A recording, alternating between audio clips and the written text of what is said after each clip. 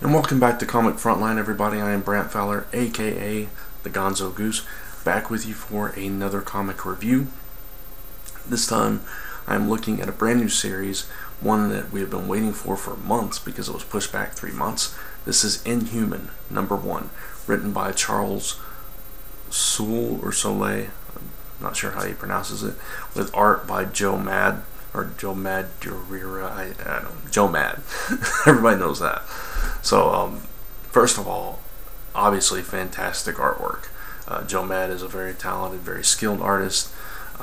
Love his character designs here for a few of the new characters that we get to interact with. A really interesting story here as well. Basically, alright, we know that, just to give you a little background, we know that as the aftermath of Infinity, the Terrigen mist from Adelon, the Inhuman power mists that kind of unlocks the Inhuman abilities in the Inhumans, was released all over the world, and this cloud of Terrigen mist has been traveling around the globe. And as the story starts, it starts in Norway, and we see the cloud interact there, and this Inhuman, or this guy, gets caught up in the cocoon, and then this other guy comes out of nowhere and he takes him away, and he decides to sit with him all through the night with this cocoon. It kind of tells the backstory of the Inhumans to the reader by relaying it to the cocoon, trying to tell him where, why this is happening to him and all this stuff. So it was a really clever way to relay that to the reader without it being a lot of exposition. It was kind of just him telling this guy what he was going through. But we learn that this guy, whose name is Lash, and he's this big bulky guy, kind of looks like Akuma from the Street Fighter games, to me anyway.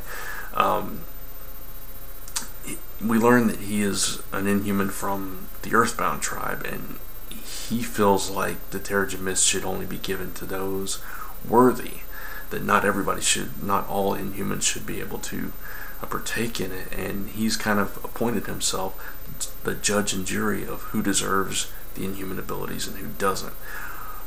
Spoiler alert, when this guy comes out of the cocoon, let's just say that he's not quite up to par, and Lash doesn't like that. So that's how that plays out. Meanwhile, Medusa has found Erdlak, who is this magical door. That's his Inhuman ability, and she asks him to take her to Black Bolt because she believes he's still alive. So she walks to the door. That's not where she goes. She ends up going somewhere else, which plays out later in the issue. The other character we meet is Dante, and he's just this regular guy. He's a musician, and his mother is very sick, and he's about to leave for a gig when his mother screams out because the Terrigen mist has made it all the way from Norway to Illinois, apparently. And so the Terrigen mist wraps both Dante and his mother up, while his pregnant sister cowers in the corner, afraid to death of what's happened to her family now. And out of nowhere pops up Lash. I'm not going to give too much away. Dante is the character that we've seen since the Inhuman series was announced. On the cover, the fire guy, who we know his eventual name is going to be Inferno. I'll get to that in a minute.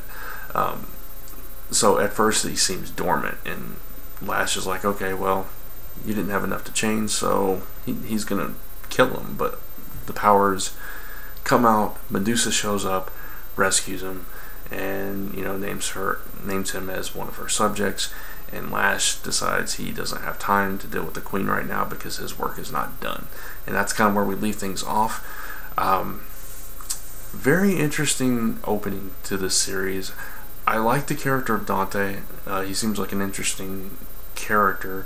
The fire-based power is nothing original, but still very interesting. He can't control it, but it seems like the Inhumans are kind of building back up, and now they are aware of this new villain who is, like I said, going to be judge and jury and take out all the unworthy Inhumans. So it's an interesting twist on the story, and he is a very, like I said, he's a very powerful being, and his ability is very deadly.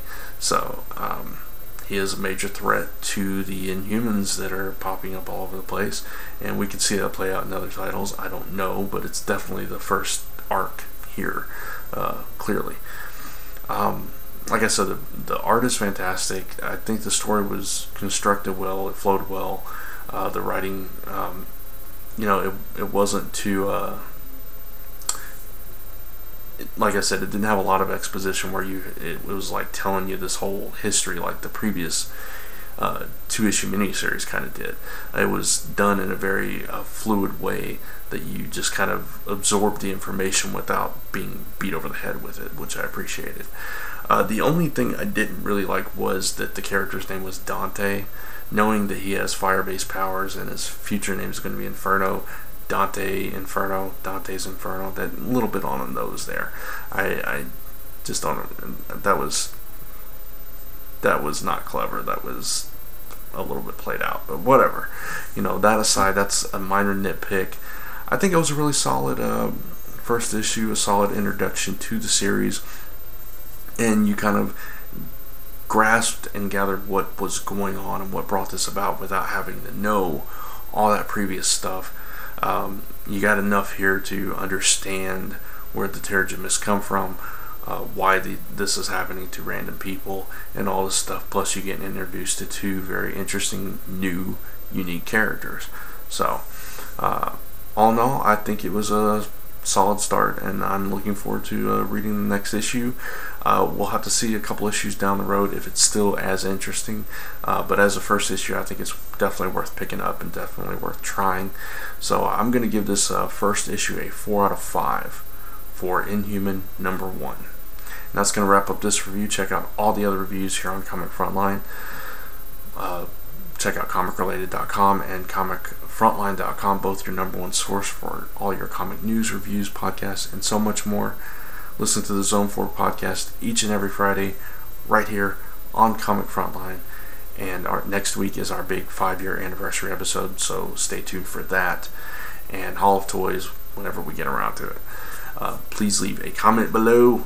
Let me know what you thought of the issue, if you agree, disagree, where you see the series going, what you think of the new characters. Love to hear your feedback and interact with you. So, until next time, thanks for watching, and I'll see you in the next video.